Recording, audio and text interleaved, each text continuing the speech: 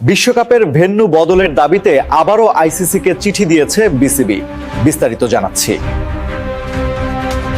ICC স্পষ্ট জানিয়েছে, বিশ্বকাপ খেলতে হলে বাংলাদেশকে ভারতে গিয়েই খেলতে হবে।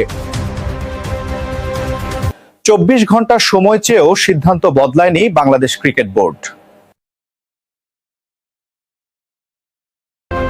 ইন্টারকন্টিনেন্টাল হোটেলে ক্রিকেটারদের সঙ্গে বৈঠকে সিদ্ধান্ত অপরিবর্তিত থাকার কথা জানান আসিফ নজরুল। নতুন করে আইসিসিকে ইমেল করে বিসিবি স্বাধীন ডিসপিউট রেজলিউশন কমিটির হস্তক্ষেপ চেয়েছে। এই কমিটিতে স্বাধীন আইনজীবীরা আইসিসির বিতর্কিত সিদ্ধান্তের নিষ্পত্তি করে থাকেন।